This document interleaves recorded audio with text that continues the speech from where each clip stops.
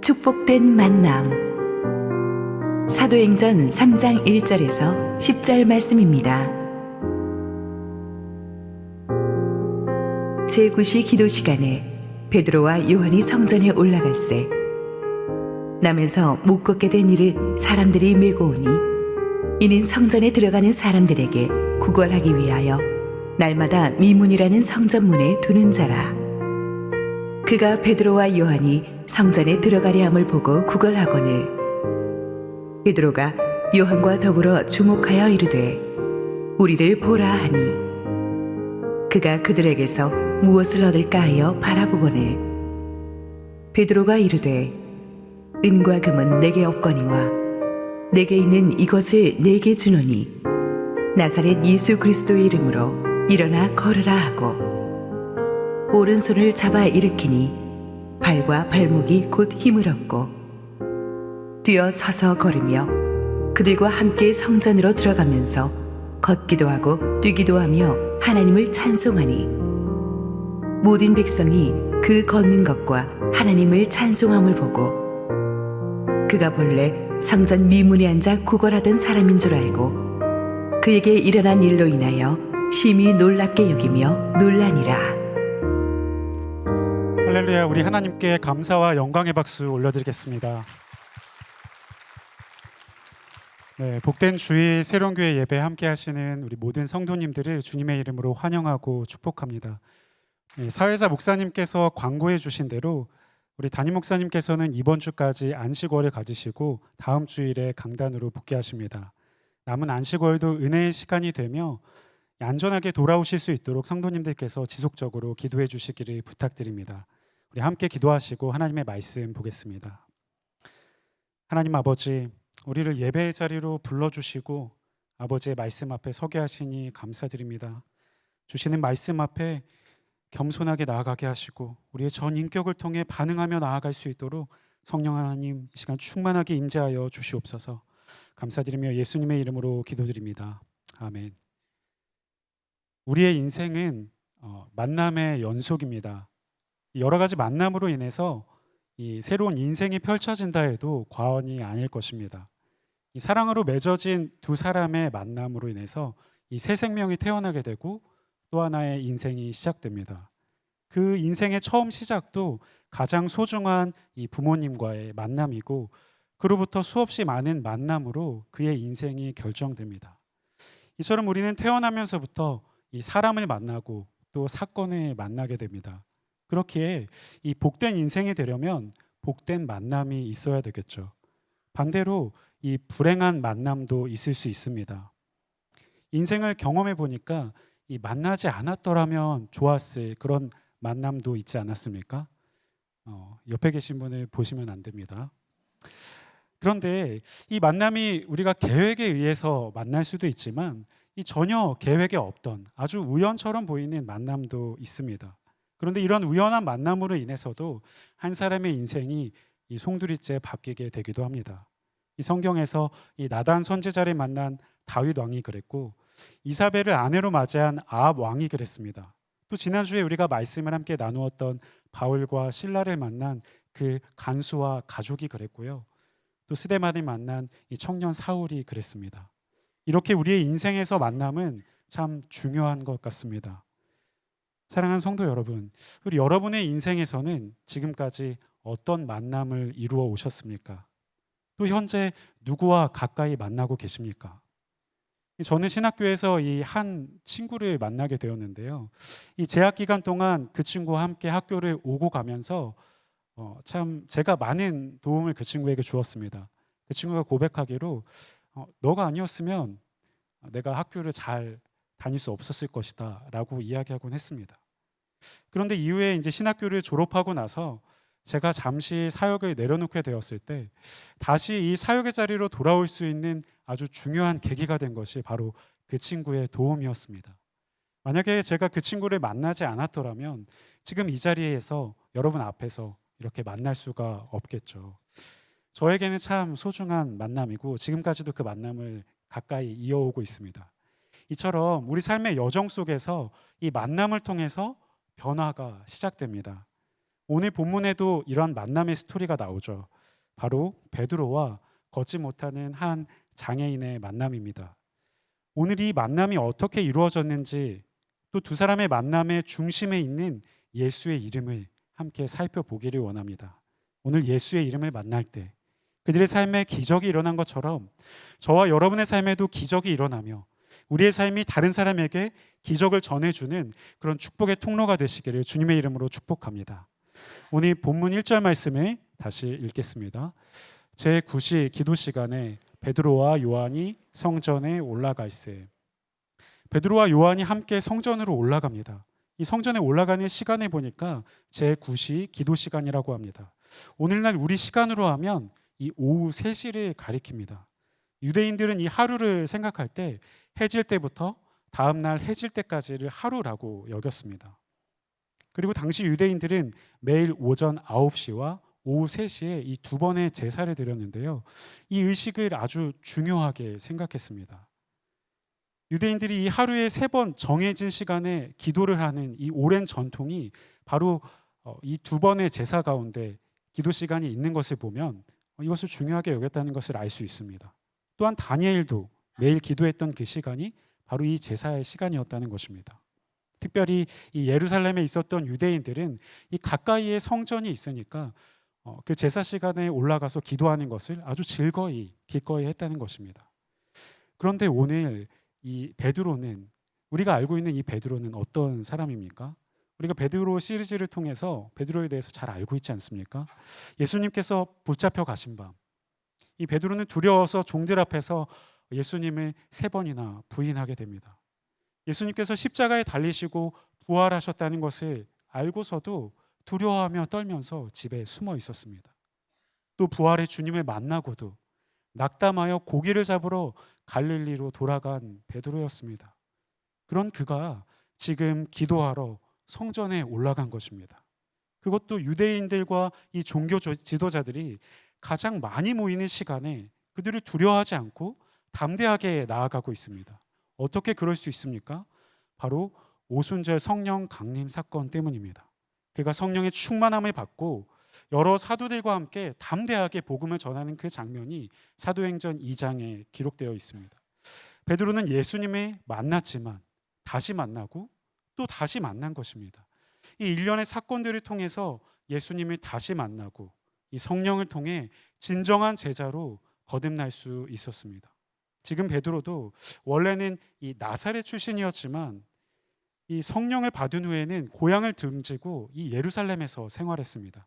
예루살렘에 거주하면서 이 예루살렘 교회의 리더로서 살아가고 또 오늘 이 기도하러 성전에 올라간 것입니다. 여기서 성전에 올라갔다는 이 표현은 이례적인 사건이 아니라 이 습관에 따라 올라갔다는 것을 볼 수 있습니다. 예수님과 함께 있었을 때는 그렇게 기도의 자리를 지키지 못했던 베드로였는데 이제는 그 예수님의 모습처럼 예수님께서 감람산에 오르셔서 습관에 따라 기도하셨던 것처럼 기도하는 모습을 보여주고 있습니다. 우리 역시 성령을 받았다면 이 이전과는 달라진 삶을 살아야 할 것입니다. 우리가 주님이라고 부르는 이 예수님의 모습, 그분의 인격과 그분의 말씀을 따라가야 할 것입니다. 예수님과 제자들이 이 기도의 습관을 가졌다면 저와 여러분 또한 늘 기도하는 습관을 갖게 되기를 소망합니다. 우리 본문 2절 말씀을 읽어보겠습니다. 나면서 못 걷게 된 이를 사람들이 메고 오니 이는 성전에 들어가는 사람에게 구걸하기 위하여 날마다 미문이라는 성전 문에 두는 자라. 베드로와 요한이 이 성전에 오르는데 또 다른 인물이 그 같은 시간에 맞춰서 이 성전에 오르는 것을 보게 됩니다. 오늘 이 인물에 대해서 살펴보기 이전에 배경을 먼저 한번 보기 원합니다. 여기서 나온 성전 문인 이 미문은 이름 그대로 이 아름다운 문이라는 뜻을 갖고 있습니다. 골든 게이트라는 별명을 갖고 있었는데요. 그 정도로 아주 화려하고 아름다운 문이었습니다. 왜 그런 별명을 가졌나 하고 보니까 실제로 이 황금으로 덮여 있던 문이었습니다. 왜 성전문을 이렇게 화려하게 만든 이유가 무엇이었을까요? 이 당시에 이 본문에 나오는 이 성전은 이 헤롯 성전입니다. 이 헤롯이 당시의 유대인들에게 지지를 받지 못하고 있어서 자신의 이 왕권을 강화하기 위해서 유대인들의 환심을 좀 사기를 원했습니다. 그래서 엄청난 돈을 들여서 이 성전을 지어주었던 것이죠. 유대인들이 이 성전을 사랑하는 마음을 그가 잘 알고 그것을 이용한 것입니다. 헤롯 성전은 정말 웅장하고 아름다웠습니다. 그중 특별히 신경 쓴 부분이 바로 오늘 성경에 나오는 이 미문이라 불리는 황금문이었습니다. 이 문은 성전으로 들어가는 가장 가까운 문이기도 했기에 이 제사장들이나 바리새인들이 주로 출입하는 문이었습니다. 그런데 우리가 알고 있는 이 제사장, 바리새인들은 어떤 사람입니까? 그들은 부와 명예, 이 권력을 가진 사람들이었죠. 당시에 이 유력자들인 그들에게 잘 보이는 것이야말로 이 유대인들의 마음을 살 수 있는 것이었기 때문에 이 헤롯의 예상은 바로 적중했던 것입니다. 그래서 이 미문을 가장 화려하게 꾸며 놓았던 것이죠. 제사장들은 이 문을 드나들면서 이 자신의 힘을 마음껏 과시했습니다. 제사장과 바리새인 그룹은 외식하는 사람들이지 않았습니까? 광장에서 소리쳐서 기도하고 구제를 할 때도 모르게 하라는 예수님의 말씀과는 다르게 아주 크게 과장해서 누구나 볼 수 있고 알 수 있게 선행을 베풀었습니다. 종교의 행위를 하는 그들은 자신이 의롭다는 것을 이 만천하에 드러내고 자랑하기를 좋아했던 자들이었죠. 그런데 이처럼 이 화려하고 아름다운 문 앞에 이 문과는 도무지 어울리지 않는 사람이 오늘 등장하는 것입니다. 성경은 그를 나면서부터 걷지 못하는 장애를 가진 사람이라고 합니다. 선천적인 장애인이죠. 우리가 지금 살고 있는 이 시대는 인권이 신장된 시대이기 때문에 장애인들을 향한 이 시각과 대우가 이 본문의 상황과는 무척 달랐습니다. 그 시대의 장애인은 이 인권의 사각지대에 놓여 있었습니다. 더욱이 유대 사회에서 장애인들은 사람 취급을 받지 못하는 존재였습니다. 이는 이 병이라는 것이 이 하나님께 징계를 받아서 얻게 된 것이라는 이해가 그들 가운데 있었기 때문입니다. 특히 이 나면서부터 장애인으로 태어났다 하면은 이 하나님의 저주를 받은 것으로 여겨졌고 그런 자들은 성전 안에 들어갈 수가 없었습니다. 오늘 이 장애인이 성전에 들어간 이유는 유대인으로서 이 하나님을 만나고 싶고 하나님께 예배드리고 싶은 마음이 당연하겠지만 그것은 포기할 수밖에 없었고 이제는 사람을 만나기 위해서 성전으로 올라갔던 것입니다. 그런데 이 사람 역시 이 한두 번 성전에 올라갔던 것이 아니었죠. 성경에 보면 많은 사람이 이 장애인을 알아보았다라고 기록하고 있습니다. 때가 되면 그 장소에 늘 있었던 사람이었던 것이죠. 이 걷지 못하는 그가 어떻게 그 성전에 올라갔습니까? 사람들이 메어왔다고 말합니다. 아마 가까운 지인들이 메어왔을 것입니다. 그는 그렇게 성전에 들어가는 이 사람들에게 구걸하기 위해서 날마다 이 성전문 미문 앞에 오른 사람이었습니다. 본문의 다음 장인 이 4장 22절에 보면 이 사람의 나이가 40세 정도로 나와 있는데요. 태어나면서부터 이 장애가 있었으니 이 타인의 도움이 없이는 하루도 살 수가 없었을 것입니다. 여러분, 이 장애를 가진 사람이 가족 중에 있다면 그 가족의 어려움은 참 이루 말할 수가 없을 것입니다. 이 장애인도 처음에는 부모님에게 또 형제들에게 점점 그 짐이 너무나 가혹해져 왔을 것입니다. 그렇게 이제는 이 가족이 아니라 가까운 지인들에게 도움을 받게 된 것 같습니다. 그가 40세가 되기까지 그동안 받았던 그 고통을, 그 경험을 우리가 다 헤아릴 수는 없을 것입니다. 그런 그에게 과연 하나님은 어떤 분이셨겠습니까? 그가 유대인으로 태어났으니 이 하나님을 믿지 않을 수는 없었을 텐데 그에게 과연 이 하나님을 믿는 신앙은 어떤 것이었겠습니까? 하나님을 믿는 유대인의 삶이라고 하기에는 정말 아무 의미가 없는 너무나도 비참한 그런 인생을 살고 있었던 사람입니다.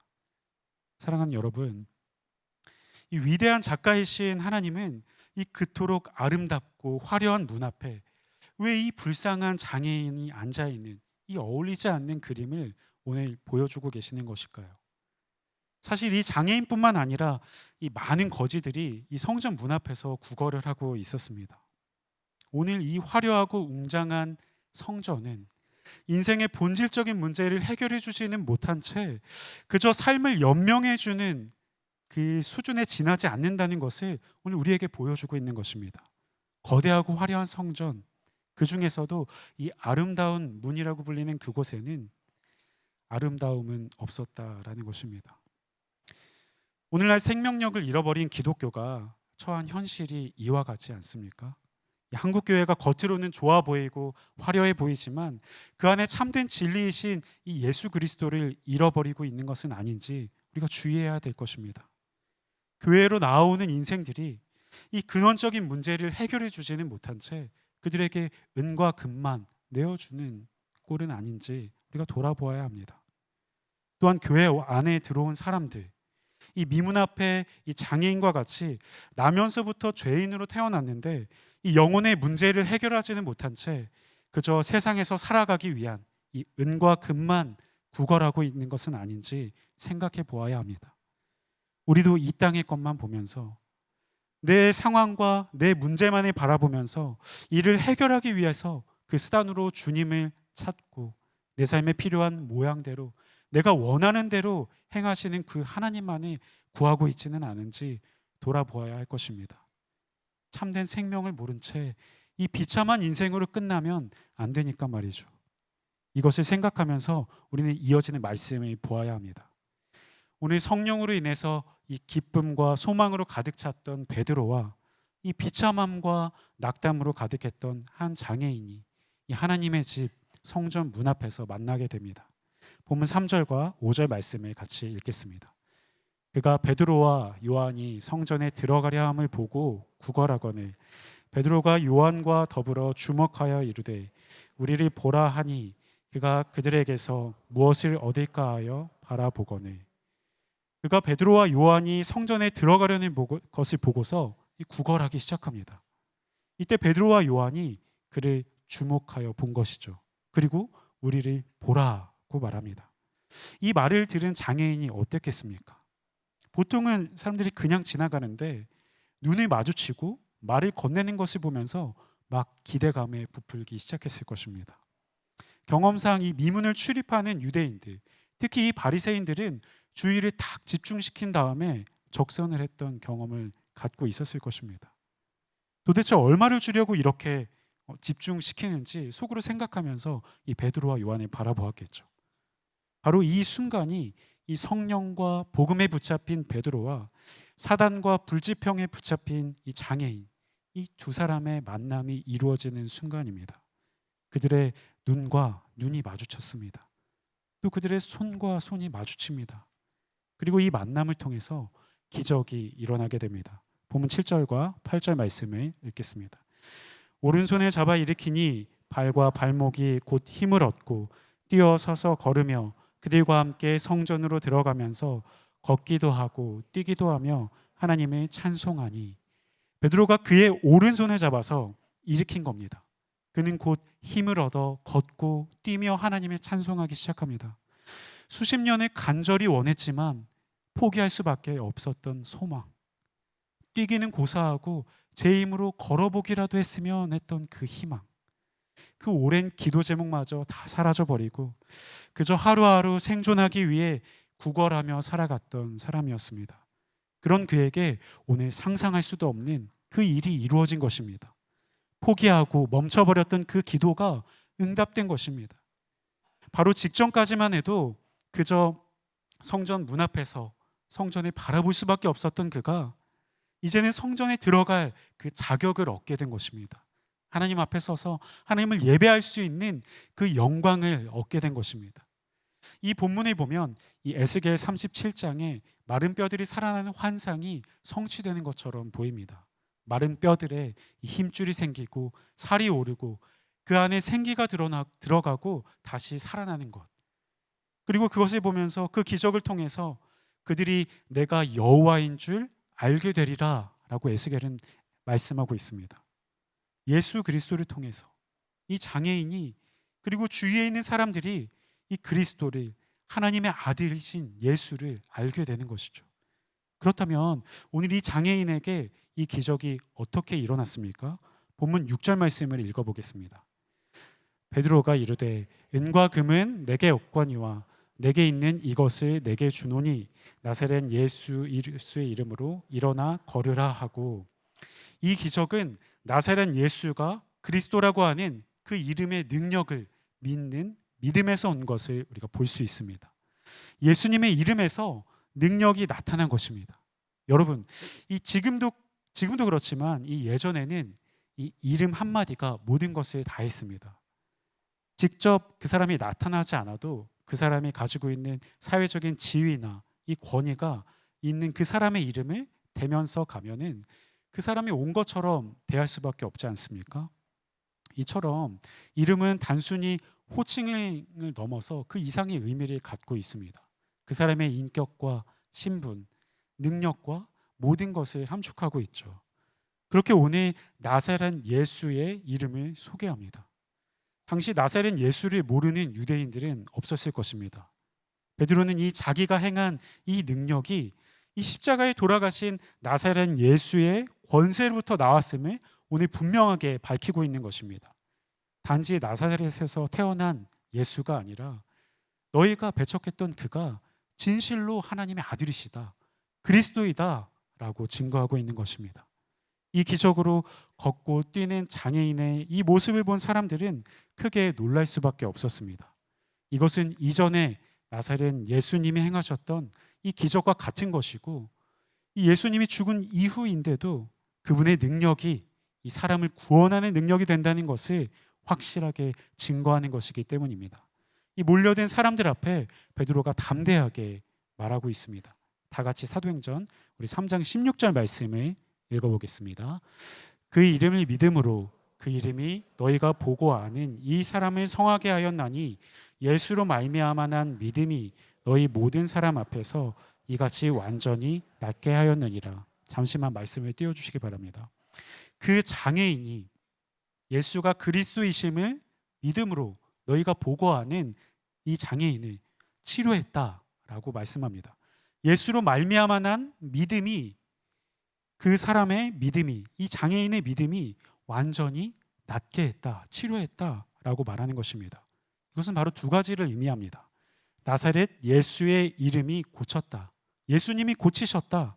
이것과 동시에 예수가 그리스도이심을 믿은 그 사람의 믿음이 고쳤다는 의미입니다. 이것은 50대 50이 아니라 둘 다 각기 100%입니다. 예수님의 이름도 능력이 있고 그 능력이 있는 것을 믿은 사람도 그 믿음을 통해서 치유를 받는다는 것입니다.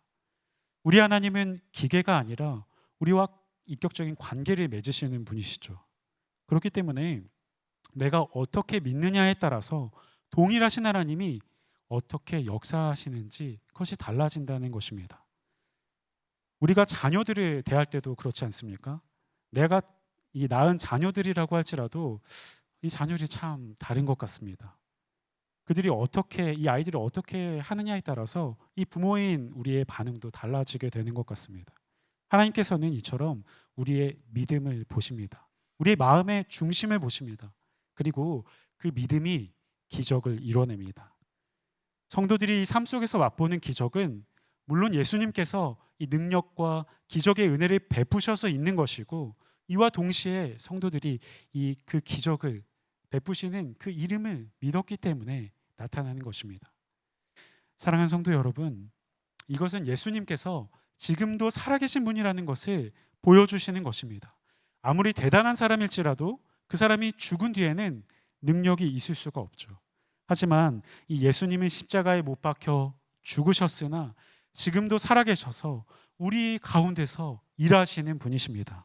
여전히 그 이름에 능력이 있습니다. 여러분 믿으십니까? 우리는 이 신앙을 더욱 회복해야 되겠습니다.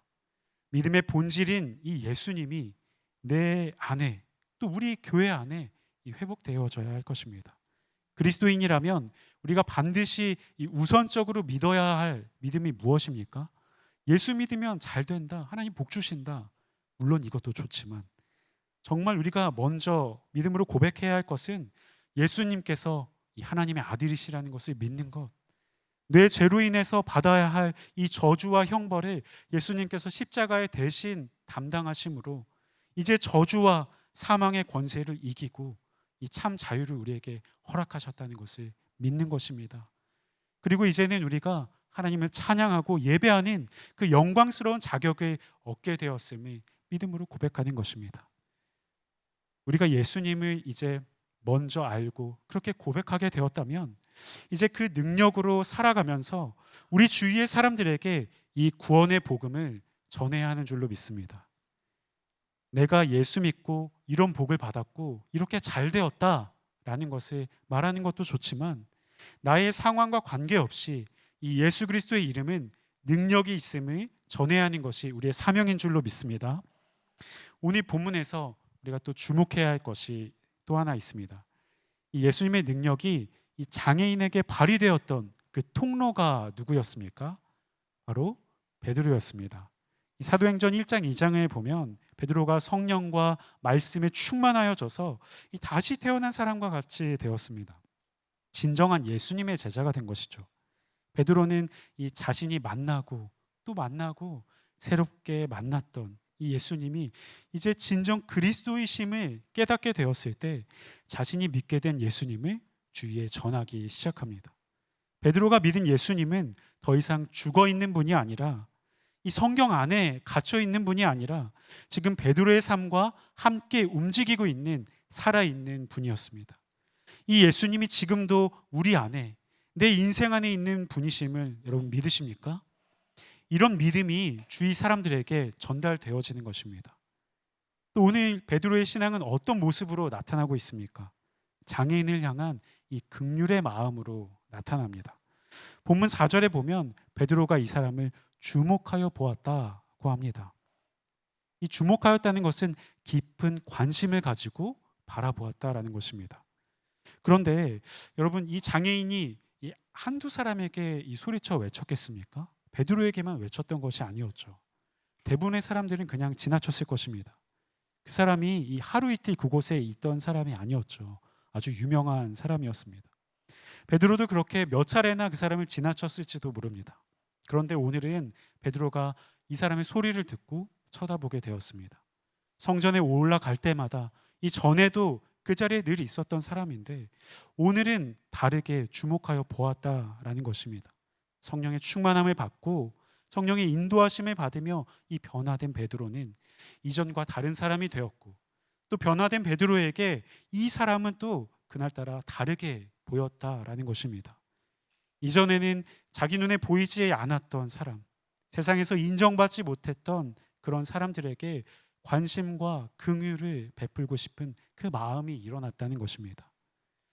베드로는 이 사람이 단지 구제의 대상이 아니라 예수님이 긍휼이 필요한 이 영혼으로 오늘 여기고 깊은 관심을 가지게 되었던 것입니다. 베드로는 단지 이 마음만 새롭게 된 것이 아니라 그의 그 마음은 말과 행위로 오늘 나타나고 있습니다. 은과 금은 내게 없거니와 내게 있는 이것을 너에게 주노니 하면서 손에 붙잡고 일으키게 된 것이죠. 베드로 안에 있는 이 예수님이, 베드로 안에 살아계신 성령님이 그에게 새로운 말과 행동을 하게 하시는 것입니다. 하나님께서는 이 그때나 지금이나 이 하나님의 백성들을 통해 이 성도들을 통해 하나님의 뜻을 이루어 가십니다. 성도된 저와 여러분이 이 믿음을 갖고 산다는 것은 무엇을 의미하는 것입니까? 그것은 우리가 만나는 이 땅의 사람들에게 이 사랑과 긍휼의 마음을 전하는 것입니다. 내가 만난 이 하나님을 전하는 것이죠. 우리 속에 있는 이 믿음과 소망, 이 사랑을 전하는 것입니다. 하나님께로부터 받은 그것을, 이것이 우리의 말과 행위로 우리의 일상생활 가운데 자연스럽게 나타나는 것입니다. 다 같이 요한일서 3장 18절 19절 말씀을 읽겠습니다. 자녀들아, 우리가 말과 혀로만 사랑하지 말고 행함과 진실함으로 하자.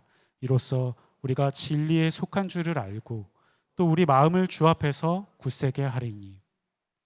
성도가 이 신앙이 있다는 것은 이 일상생활 가운데 이 가까운 사람들에게 우리의 삶으로 이 사랑이, 믿음이, 소망이, 즉 우리의 신앙이 이렇게 밝히 드러나고 나타난다는 것입니다. 성도의 이 신앙은 우리의 가정에서, 학교에서, 이 직장에서 발휘될 때 그것이 진정한 신앙이라는 것입니다. 가정에서 살림을 하고 이 자녀들을 양육하는 그 일상 속에서 드러나는 것이 신앙입니다.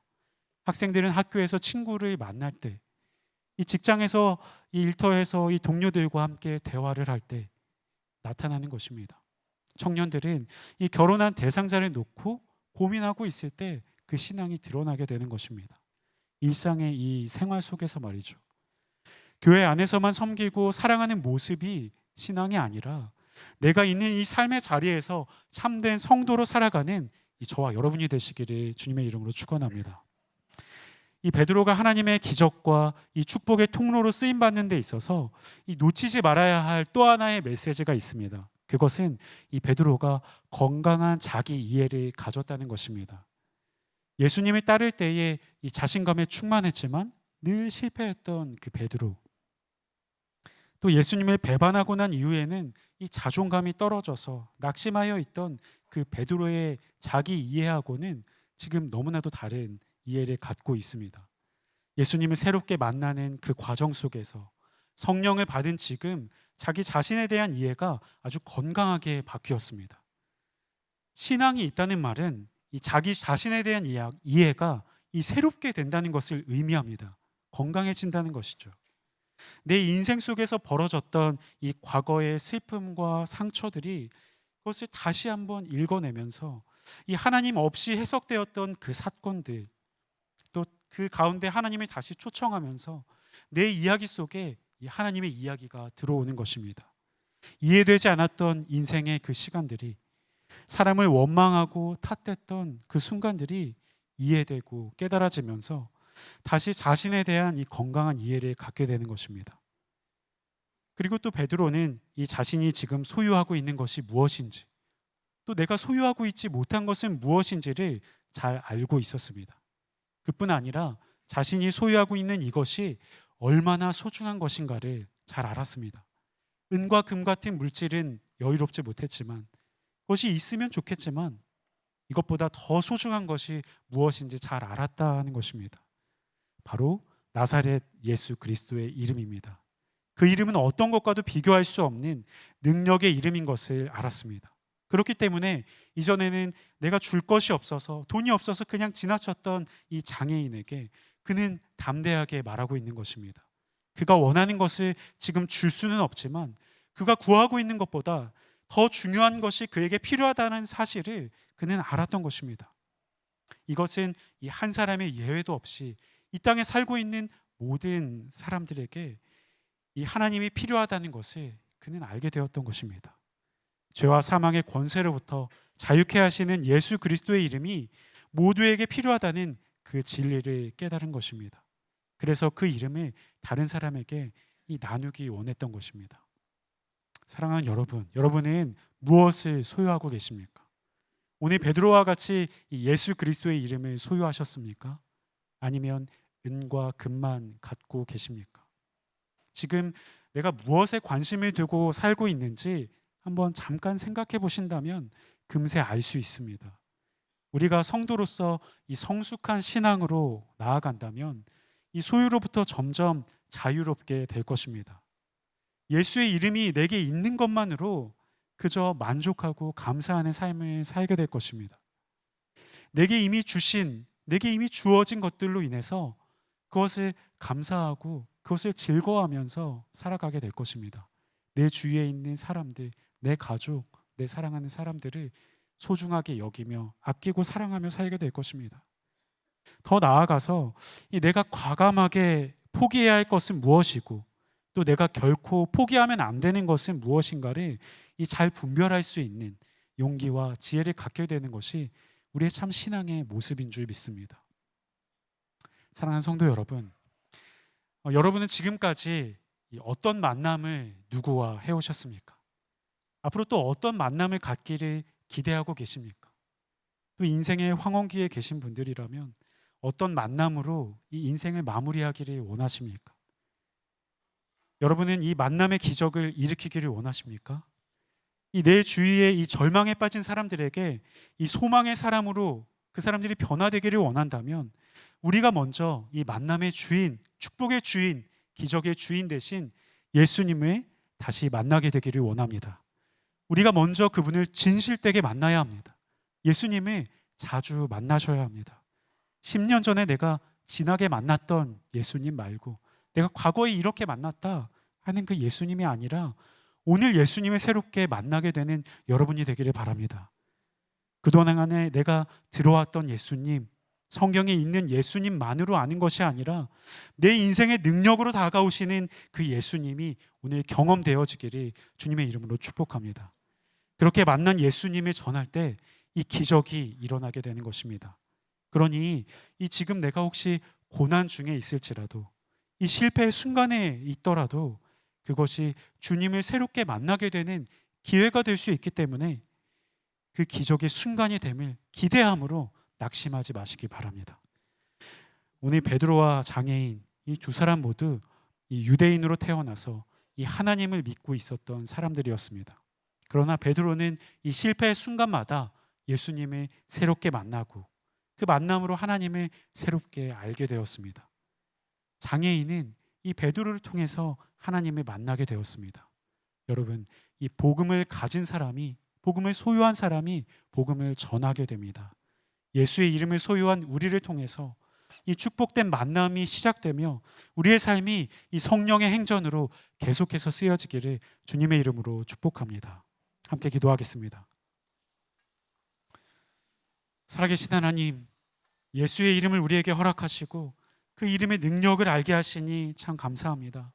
이제 예수님과의 만남을 통해 건강한 자기의 이해를 갖게 하시고 성령의 인도하심을 따라 살아갈 때 우리 삶의 자리에서 축복된 만남의 통로로 사용하여 주옵소서.